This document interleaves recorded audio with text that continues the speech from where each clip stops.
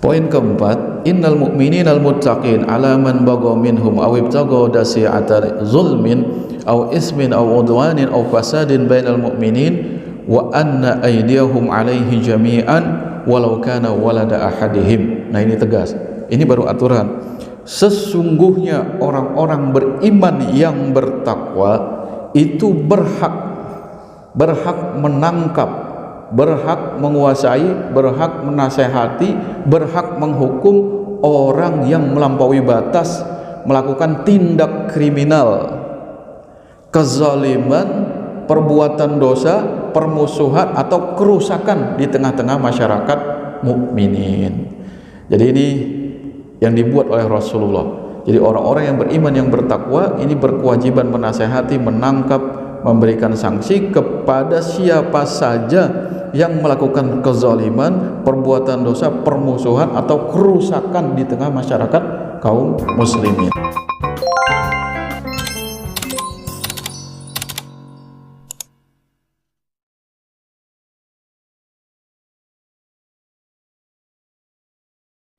Assalamualaikum warahmatullahi wabarakatuh.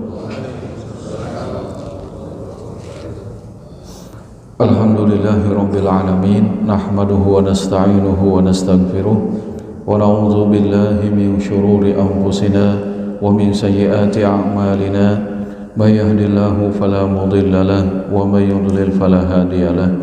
Asyhadu an la ilaha illallah wahdahu la syarika lahu wa asyhadu anna sayyidana Muhammadan abduhu wa rasuluhu la nabiyya ba'dah. Allahumma salli wa sallim wa barik ala nabiyyina Muhammadin wa ala alihi wa sahbihi wa mawala, amma ba'du. Ibu-ibu, saudara-saudara sekalian, bapak-bapak, alhamdulillah kita masih dianugerahi oleh Allah Subhanahu wa taala panjang umur dalam sehat dan dalam ketakwaan kepada Allah Subhanahu wa taala. Setelah alhamdulillah 1 bulan penuh kita melaksanakan ibadah puasa di bulan Ramadan, qiyamul lail, terus salat tarawih, berpuasa, sedekah dan menaikkan zakat, tidak terasa kita sekarang sudah di akhir-akhir bulan Syawal. Bulan Syawal, ya. Nanti Zulqa'dah jamaah kita dari Indonesia sudah bersiap-siap bertolak baik ingin melaksanakan rukun Islam yang kelima, yaitu menunaikan ibadah haji ke Baitullah. Ya, kita doakan saudara-saudara kita. Ada yang berangkat di sini, di masjid sini yang berangkat tahun ini? Ada. Ya, kita doakan jamaah kita yang berangkat tahun ini dianugerahi oleh Allah kesehatan. Semoga bisa melaksanakan rangkaian ibadah dengan khusyuk dan dengan sesuai syarat dan rukunnya, sehingga hajinya dianugerahi oleh Allah menjadi haji yang mabrur. Amin amin ya rabbal alamin. Kalau umroh itu, ibu-ibu bapak-bapak, kalau umroh itu perjalanannya tidak terlalu melelahkan, tidak terlalu ada tantangan. Tapi kalau haji yang membuat beratnya itu karena ada mikot zamani, ada mikot makani, di mana di satu waktu itu ada satu rukun di situ dan semuanya harus dilakukannya di waktu itu. Dan di tempat ada mikot zamani, ada juga suatu tempat yang harus dia di situ. Inilah yang membuat nanti terjadinya perkumpulan yang besar. Nah, disitulah saat ibadah haji ini dituntut kita ini penuh kesabaran dalam beribadah, kesabaran. Karena nanti masya Allah itu mau yang haji plus atau yang haji biasa, tetap itu perjuangan dalam melaksanakan ibadah haji itu. Insya Allah mudah-mudahan jamaah kita dianugerahi kesehatan, dianugerahi oleh Allah Subhanahu wa taala haji yang mabrur. Kalau dulu tahun 2002 itu jamaahnya sekitar 2 jutaan.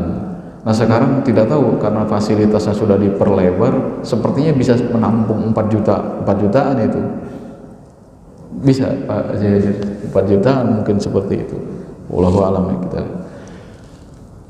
Alhamdulillah Bapak Ibu ya, minal aidin wal faizin, taqabbalallahu minna wa minkum siyamana wa siyamakum. Karena saya baru ketemu di akhir Syawal, masih ada bau-bau lebarannya ini. Mohon maaf lahir batin, selamat menunaikan Idul Fitri menjelang Idul Adha nanti beberapa saat lagi. Amin amin ya rabbal alamin. Bapak-bapak, saudara-saudara sekalian dirahmati oleh Allah Subhanahu wa taala. Yang penting niat dulu Bapak-bapak. Ini rata-rata sudah haji semua ini ya.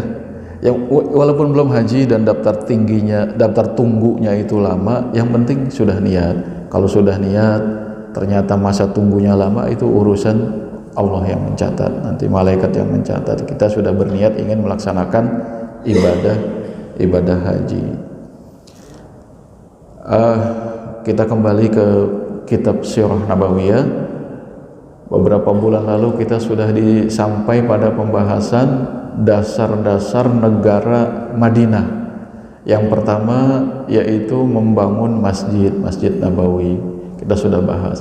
Yang kedua al-mu'akhatu bainal muslimin, mempersaudarakan antara umat Islam, khususnya antara kaum Ansor dan kaum Muhajirin.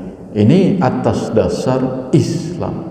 Bahkan persaudaraan atas dasar keislaman ini memutus sekat-sekat kesukuan. Nah, ini nanti kita akan bahas.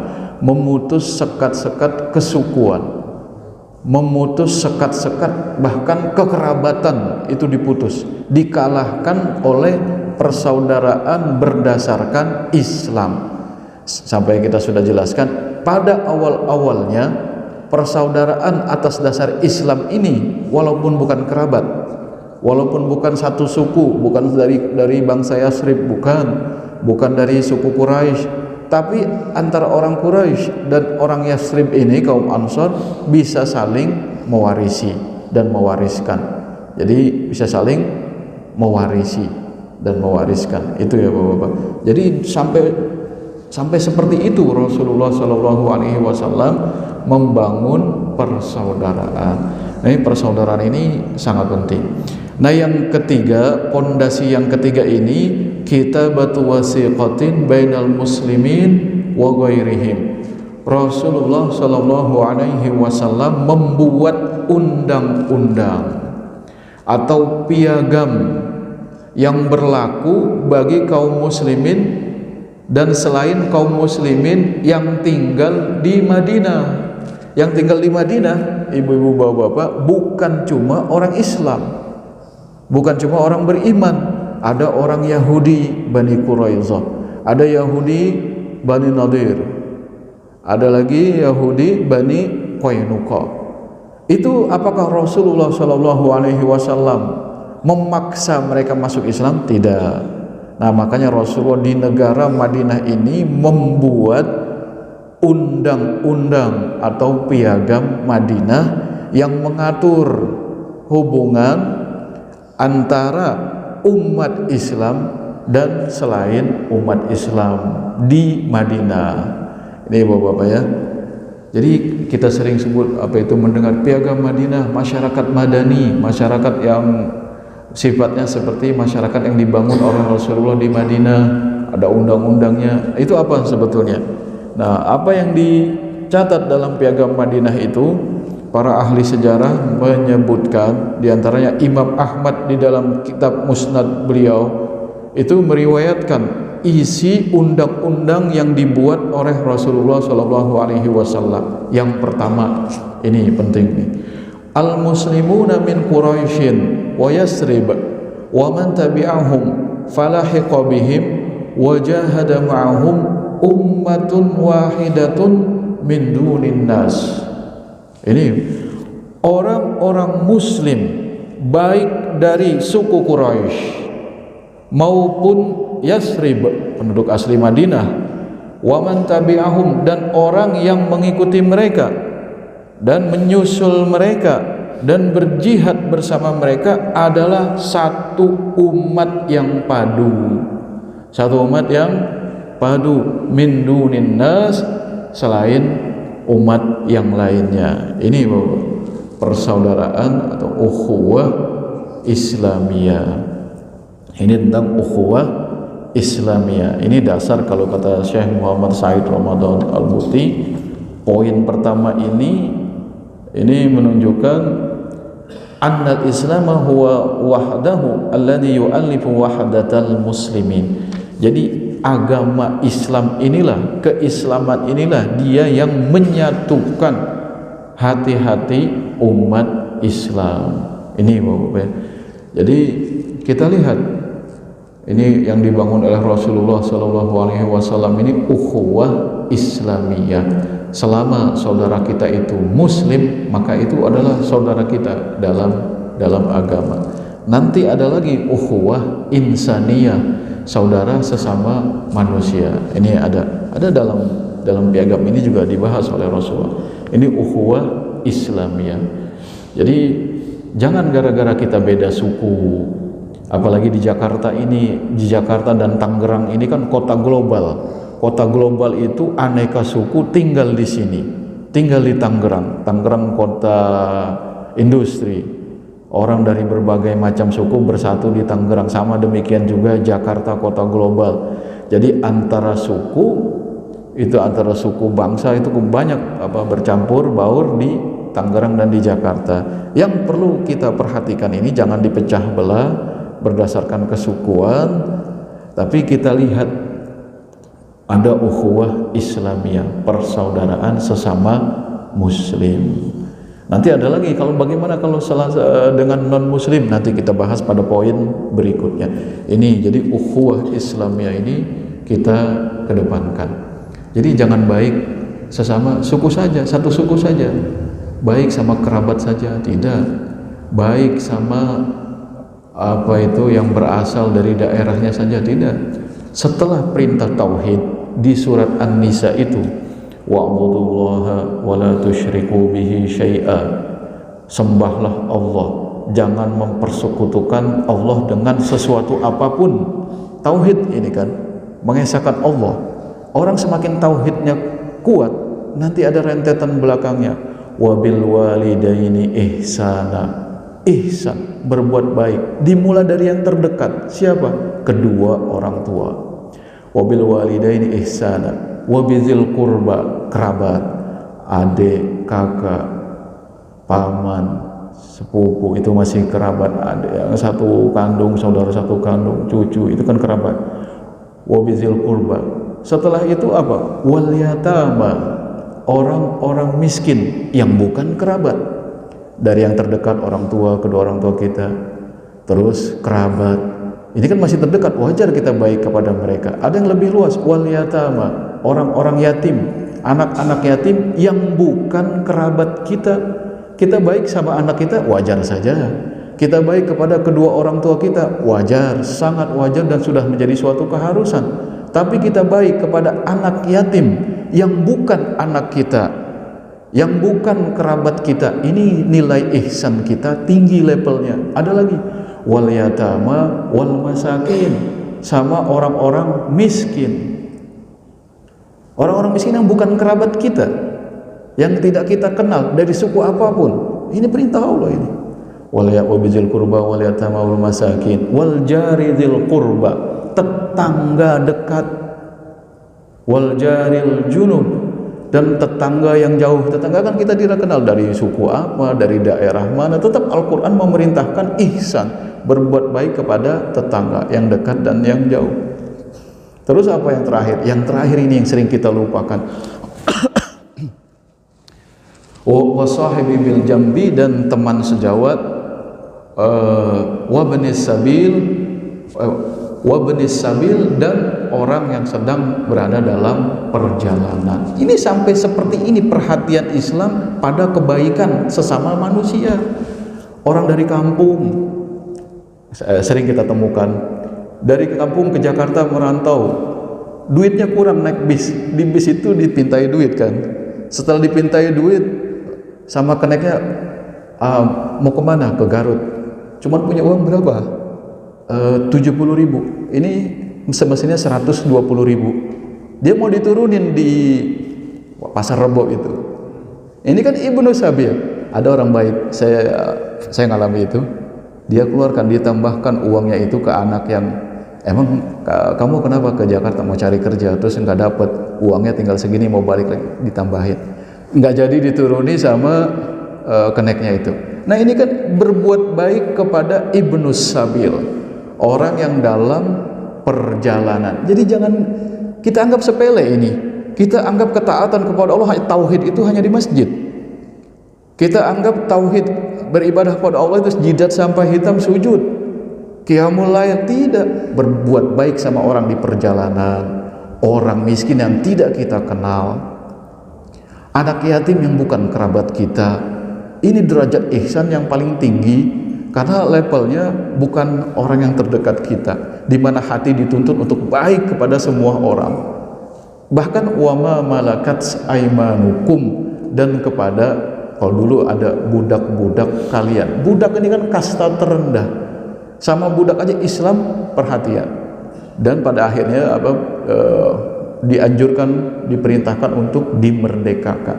Jadi ini beribadah kepada Allah, wa'budullaha wa la tusyriku bihi syai'a wa bil walidaini ihsana. Ini kepada kedua, wa bidzil qurba, kerabat, wal yatama, anak yatim yang bukan kerabat, wal masakin, orang-orang miskin.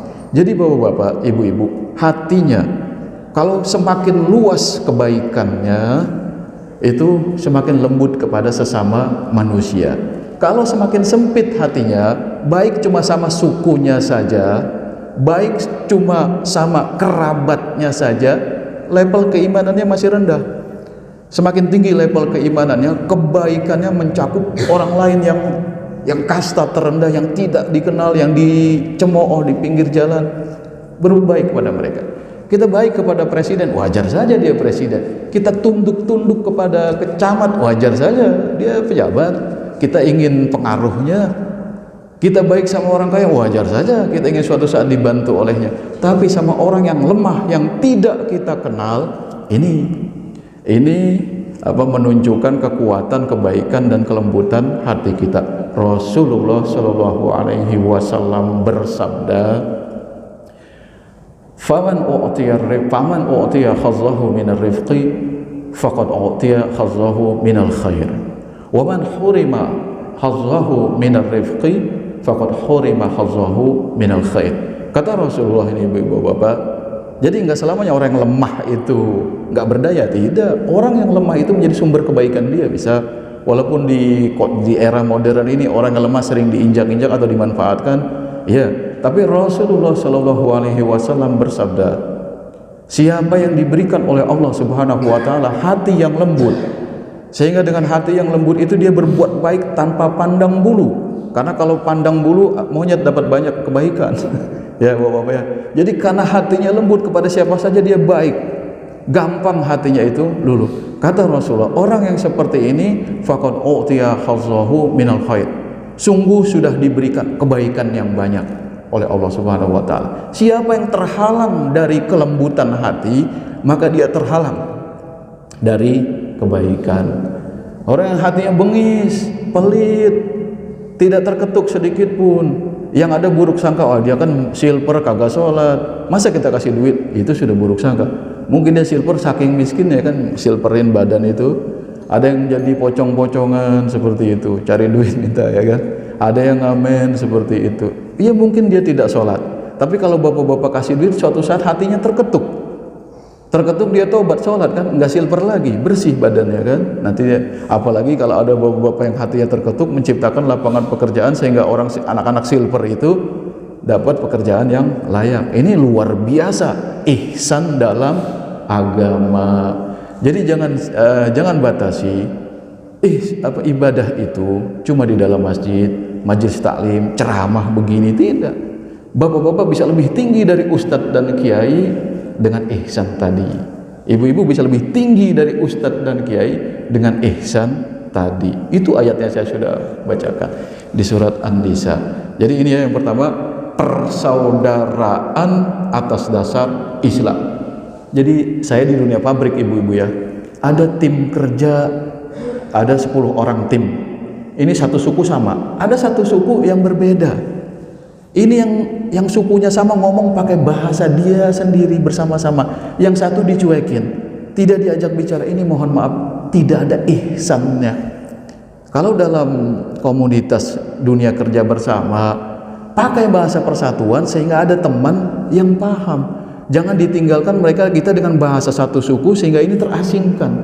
Paham ya Bapak-bapak ya? Ini adab dalam Islam. Jangan gara-gara kita nih satu tim 10 sukunya sama, satu dari suku yang berbeda, ini diasingkan. Ini tidak ada ihsannya. Hatinya kasar orang seperti ini.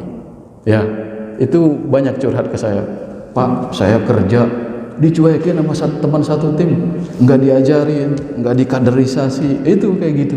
Ini tidak ada ihsannya, orientasinya cuma uang supaya dia angkat jabatannya dalam dunia kerja. Kalau dia ihsan, satu tim perlakukan dengan baik tanpa pandang suku, tanpa pandang, ini Islam mengajarkan minimal ini ada ukhuwah Islamiyah. Ini Bapak-bapak ya.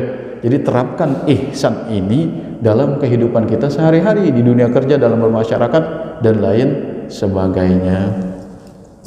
Poin yang kedua dari undang-undang yang dibuat oleh Rasulullah Shallallahu Alaihi Wasallam adalah haula'il muslimun jami'an ala ikhtilafi qabailihim yata'aqaluna bainahum wa yafduna 'aniyahum bil ma'rufi wal qisti bainal mu'minin.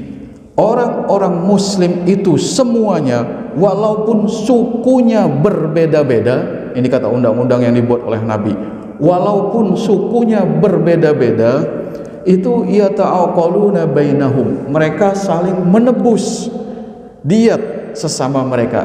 Dulu itu kalau ada salah bunuh, itu yang keluarga pembunuh ini harus membayar tebusan berupa diyat. Wa yafduna 'aniyahum, dan saling tolong menolong untuk menebus orang yang ditawan. Kan dulu masih ada peperangan. Jadi kalau ada orang-orang muslim yang tertawan oleh selain penduduk di luar Madinah, maka semuanya wajib menebus seorang muslim ini yang menjadi tawanan. Ini kalau dalam bahasa kita ini disebut solidaritas sosial. Ini yang dibangun oleh Rasulullah. Kalau ada kawan kita ditahan, kata Rasulullah, dalam perang kalah ditahan jadi tawanan, tebus itu sebagai seorang muslim. Ini namanya solidaritas. Nah, kalau ada di antara masyarakat muslim Madinah ini salah membunuh, nah ketika salah membunuh dia harus bayar tebusan, diyat, dibantu pembayaran diyatnya ini. Itu ya, ini diyat istilah fikih zaman dulu. Bil ma'rufi wal qisti, dengan cara yang baik dan dengan cara yang adil bainal mu'minin, di antara orang-orang beriman. Poin ketiga, ini solidaritas. Innal mu'minina la yatrukuna mufarrahan. Mufarrahan itu al-musaqqal bid-duyun al-kasir al-iyal. Nah, ini kemanusiaan lagi nih Bapak-bapak. Poin ketiga ini, orang-orang beriman itu tidak membiarkan seorang pun yang kelilit utang. Kelilit utang. Kalau KBBI bilangnya utang, kalau bahasa tidak bakunya hutang. Jadi orang muslim yang kelilit utang, maka kita ini masyarakat yang beriman ini berkewajiban, kata Rasulullah Shallallahu Alaihi Wasallam, untuk membantunya melunasi utangnya. Bainahum ayyutuhu fi fidain. Jadi kita memberikan dia fi fidain, dalam tebusan, aw iqlin, atau dalam diat. Kita membantu dia kan punya hutang karena masalah tadi salah membunuh, dia harus bayar diat. Nah, kita bantu diatnya ini, sumbangan kita. Atau fida, dia menebus saudaranya tapi hartanya sampai habis, saudaranya jadi tawanan, terus ditebus, uang dia kurang. Nah, kita sebagai masyarakat yang beriman sumbangan untuk menebus saudaranya yang menjadi tawanan. Ini poin kedua dan ketiga.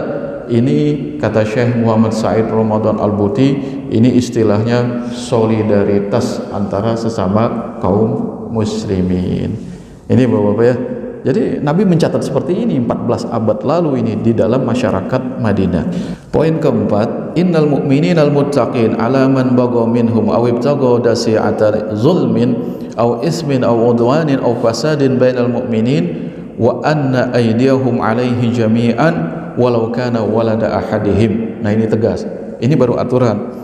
Sesungguhnya orang-orang beriman yang bertakwa itu berhak menangkap berhak menguasai, berhak menasehati, berhak menghukum orang yang melampaui batas, melakukan tindak kriminal, kezaliman, perbuatan dosa, permusuhan atau kerusakan di tengah-tengah masyarakat mukminin. Jadi ini yang dibuat oleh Rasulullah. Jadi orang-orang yang beriman, yang bertakwa ini berkewajiban menasehati, menangkap, memberikan sanksi kepada siapa saja yang melakukan kezaliman, perbuatan dosa, permusuhan atau kerusakan di tengah masyarakat kaum muslimin.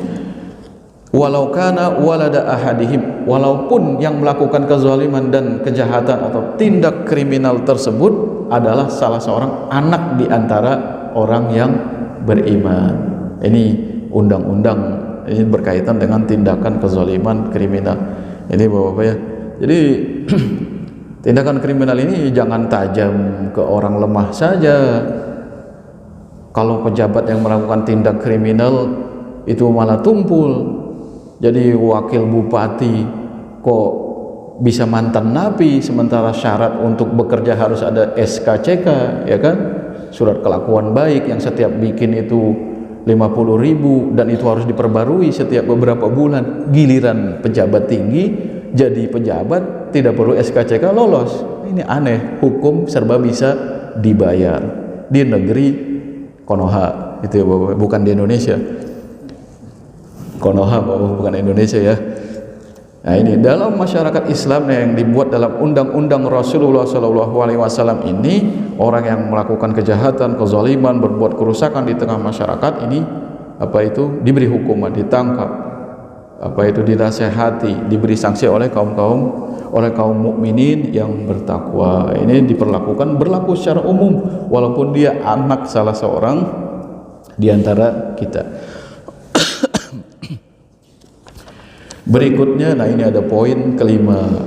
La yaqtulu mu'minun mu'minan fi kafirin. Undang-undang nomor 5, poin kelima. Tidak boleh seorang mukmin itu membunuh seorang mukmin yang lain fi kafirin karena membela orang kafir. Wala yansuru kafiran ala mu'minin, dan tidak boleh seorang mukmin itu menolong orang kafir untuk mengalahkan orang mukmin. Nah, gimana ini? Jadi tidak boleh seorang mukmin membunuh seorang mukmin yang lain karena membela orang kafir.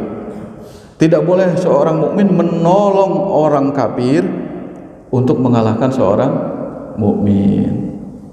Paham Bapak-bapak ya ini pondasi yang dibuat oleh Rasulullah SAW dalam piagam Madinah. Beda kita beda. Gaza yang muslim digenosida, kita tanah kita nih, tanah kaum muslimin di Arab yang minyaknya kaya raya dijadikan pangkalan militer Amerika yang senjatanya menggenosida muslimin Gaza. Ini kan membantu orang kafir membunuh orang mukmin, ya kan? Itu kenapa kita tunduk sama Trump itu, sama Amerika itu? Padahal kalau mandiri, kata guru saya, kalau kita mandiri minyak Timur Tengah itu jangan dijual ke Amerika, jangan dijual ke Eropa. Mati itu pesawat mereka, mati tank-tank mereka itu. Nah, itu baru Selat Hormuz ditutup saja mereka sudah kelabakan, ya kan? Nah, jadi jangan kita membela orang kafir sampai membunuh orang beriman. Ini dalam piagam Madinah. Di Gaza puluhan ribu, 70.000 nyawa digenosida itu, ya kan, oleh Israel yang senjatanya dari Amerika. Tapi Saudi, Qatar dan Emirat, negara-negara Yordania jadi pangkalan militer Amerika. Ini kan kita membantu pembunuh saudara kita di Gaza. Betul nggak ini? Betul atau pandangan radikal ini? Betul Bapak-bapak. Cuman kondisi kaum muslimin lagi lemah. Karena lagi lemah seperti ini. Yang berani baru Iran. Begitu Iran diserang, dia baru berani melawan. Teriak-teriak ini saudara kita, bukan muslim. Iran bukan muslim. Iran di situ banyak Sunni juga, dan Syiah juga terbagi bercabang-cabang. Tidak semuanya itu Rafidah, tidak semuanya Gulat, yang Syiah yang berlebihan. Itu Bapak-bapak ya.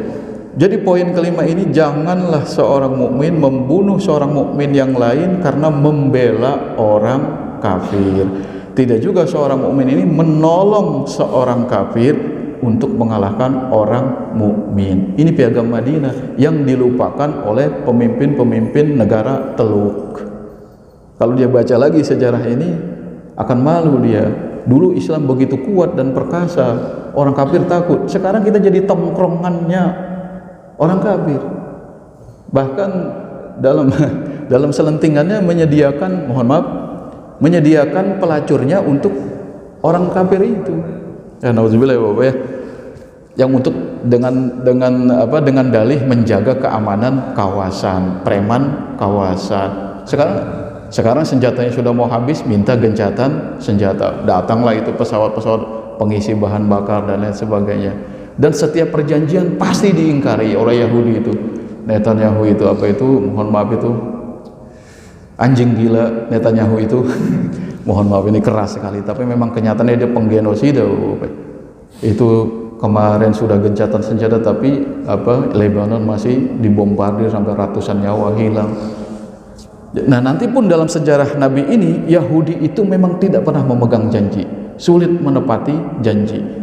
Nah, poin kelima itu Bapak ya. Jadi kalau sama penjahat perang, kalau sama kriminal kemanusiaan, tidak apa-apa kita berkata kasar, jangan pakai adab, nggak apa-apa kita sebut aja itu penjahat. Itu Bapak ya. Jadi itu poin kelima. Poin keenam, inna silmal mu'minina wahidatun. Sesungguhnya kedamaian orang-orang beriman itu sama semuanya. La yusalamu mu'minun duna mu'minin fi qital. Tidak didamaikan seorang mukmin tanpa seorang mukmin yang lain dalam suatu pertempuran fi sabilillah, di jalan Allah, illa ala sawa, kecuali dengan cara yang adil, wa adlin bainahum, di antara mereka. Poin ketujuh, zimmatullahi wahidatun. Perlindungan Allah itu sama. Maksudnya apa? Maksudnya setiap kita ini di antara masyarakat yang beriman ini punya hak untuk melindungi orang lain, entah kerabat kita, entah sahabat kita yang belum masuk Islam. Ini dalam undang-undang Madinah. Misalnya saya ini asalnya dari suku Quraisy, saya tinggal di Madinah, ada saudara saya datang ke Madinah belum masuk Islam, dia datang ke Madinah atas dengan perlindungan saya. Nah, saya punya hak melindungi saudara. Demikian juga yang lainnya. Ini dicatat oleh Rasulullah. Walaupun dia seorang perempuan, punya hak untuk melindungi gitu. Yujiru alaihim adnahum, walaupun dia orang perempuan ataupun seorang budak, punya hak untuk melindungi. Wal mu'minuna ba'duhum mawali ba'din dunan nas. Dan orang-orang beriman sebagian mereka itu adalah menjadi penolong sebagian yang lain. Penolong sebagian yang lain. Ini dalam piagam Madinah. Berikutnya, poin ke-8, la yahilu lil mu'minin aqarra bima fis sahifati wa amana billahi wal yaumil akhir ayyansura muhdisan aw yu'wiyahu. Tidak dihalalkan bagi seorang mukmin yang mengakui kebenaran yang isi piagam Madinah ini, dan dia beriman kepada Allah dan hari akhir, tidak boleh bagi dia untuk menolong orang yang melakukan tindak kriminal dan kejahatan, gitu ya, atau memberikan tempat kepadanya atau melindunginya. Wa innaman nasarahu aw awahu fa inna alaihi la'natullahi wa ghadabahu yaumal qiyamah. La yukhad minhu sarfun wala adun. Siapa yang melindungi orang yang melakukan tindak kriminal dan kejahatan, sesungguhnya dia akan mendapatkan kutukan dan kemurkaan dari Allah Subhanahu wa taala pada hari kiamat, dan tidak diterima darinya tapi itu alasan. Ini Bapak-bapak ya. Jadi tidak boleh di dalam masyarakat Islam Madinah ini melindungi seorang pelaku kriminal, tindak kriminal kejahatan. Poin ke-9, al-yahudu yunfikuna ma'al yahud madamu muharibin. Karena di Madinah ini penduduknya bukan cuma orang-orang yang beriman, maka kalau dalam kondisi perang, seandainya perangnya ini cuma terjadi di kalangan orang-orang Yahudi, maka orang-orang Yahudi penduduk Madinah itu dana perangnya dari sesama mereka. Misalnya ada Yahudi Bani Quraiza, Yahudi Bani Qainuqa perang sama suku lain di luar Madinah, urusan mereka dananya. Ini yang tercantum dalam undang-undang Madinah. Terus poin ke-10, Yahudu Bani Auf ummatun ma'al mu'minin. Yahudi Bani Auf itu satu umat bersama umat Islam. Lil yahudi dinuhum. Nah ini baru ini mengakui perbedaan agama dalam masyarakat Madinah. Kata Rasulullah Shallallahu Alaihi Wasallam, lil yahudi dinuhum. Bagi orang-orang Yahudi silakan memeluk agama mereka di kota Madinah ini. Walil muslimina dinuhum, dan bagi orang-orang muslim itu memeluk agama mereka. Illa man zalam, kecuali orang yang zalim, wa asim, dan orang yang melakukan dosa, fa innahu la yutigu illa nafsahu wa ahla baiti, kecuali orang yang melakukan kezaliman dan perbuatan dosa, sesungguhnya dia tidak membinasakan kecuali dirinya dan keluarganya. Ini artinya Rasulullah Shallallahu Alaihi Wasallam mengakui perbedaan agama di dalam masyarakat Madinah. Inilah makanya banyak tokoh ketika Indonesia ingin dimerdekakan ini, ada yang akhirnya menyerah. Kan tadinya sila pertama itu kan ketuhanan yang Maha Esa dengan kebebasan menjalankan syariat Islam bagi pemeluknya. Diprotes, katanya alasannya Indonesia Timur tidak menerima ini. Tapi akhirnya umat Islam, para ulama itu dari Muhammadiyah, dari NU akhirnya menerima di situ. Tidak dipotong, jadi ketuhanan yang Maha Esa dengan kebebasan menjalankan syariat Islam bagi pemeluknya ini dihapus. Itu Bapak. Tapi Pancasila ini sudah mencakup, karena Rasulullah Shallallahu Alaihi Wasallam di Madinah ini juga mengakui perbedaan agama. Cuma nanti pada perjalanannya di sejarah Madinah, Yahudi ini tukang berkhianat, mengkhianati perjanjian Madinah ini. Nomor 11, inna alal yahudi nafaqatahum wa alal muslimina nafaqatahum. Orang Yahudi punya dana tersendiri, orang Muslim punya dana tersendiri. Wa inna bainahumun nasru ala man haraba ahla hadhihi sahifa. Dan di antara mereka ini punya kewajiban untuk menolong orang-orang yang memerangi siapa saja yang menyetujui perjanjian piagam Madinah ini, undang-undang Madinah ini. Berikutnya poin ke-12, kullu man kana baina ahli hadhihi sahifa min hadasin aw istijarin yukhafu fasaduhu fa inna maraddahu ila Allah azza wa jalla wa ila Muhammadin Rasulillah. Jadi segala sesuatu yang terjadi di antara orang-orang yang menyetujui undang-undang kota Madinah ini, apa yang terjadi itu berupa kejahatan, permusuhan, cekcok, perselisihan yang dikhawatirkan menimbulkan kerusakan, maka dikembalikan kepada hukum Allah dan juga dikembalikan kepada Rasulullah Shallallahu Alaihi Wasallam. Ini sumber Islam. Bagaimana dengan Indonesia? Indonesia negara berdasarkan Pancasila, bukan berdasarkan hukum Islam. Jadi ribut-ribut kemarin, panitia tidak berhak mendapatkan zakat karena panitia itu bukan amil. Ada yang seperti itu ya kan? Panitia zakat tidak layak mendapatkan bagian dari zakat karena dia bukan amil. Amil itu orang yang dipasang dan ditetapkan oleh imam dalam suatu negara. Pertanyaannya, Indonesia ini presidennya sebagai imam atau bukan? Imam dalam negara Islam itu ada syaratnya, tidak boleh perempuan. Negaranya berdasarkan Islam. Dulu negara kita pemimpinnya siapa? Megawati, perempuan. Memang itu imam dalam negara Islam. Nah itu.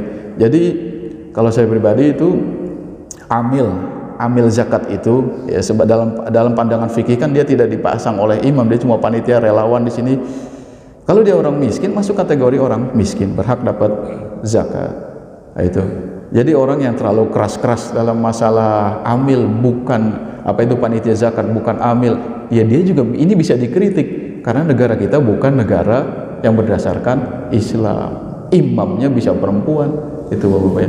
Masih ada waktu. 1 menit lagi. Terakhir ya. Ini nih. Tinggal dua poin lagi. Man kharaja minal Madinah aminun wa man qa'ada aminun. Siapa yang keluar dari kota Madinah dia aman, siapa yang tidak keluar dari Madinah dia aman, kecuali orang yang zalim dan melakukan dosa. Yang ke-14, karena Syekh Muhammad Said Ramadan Arbuti ini mencatat poin-poin penting saja dalam Piagam Madinah. Innallaha, sesungguhnya Allah menjadi saksi ala asdaqi ma fi hazihi sahifa wa abarhi, atas kebenaran di dalam undang-undang atau Piagam Madinah ini, dan sesungguhnya Allah Subhanahu wa taala melindungi siapa yang berbuat kebajikan dan bertakwa. Ini undang-undang yang dibuat oleh Rasulullah SAW, punya izzah, punya kemuliaan, ada solidaritas, ada persaudaraan yang memecah sekat-sekat nepotisme. Ini dalam Piagam Madinah. Ini Bapak-Bapak ya, mudah-mudahan ada manfaatnya. Silakan kalau ada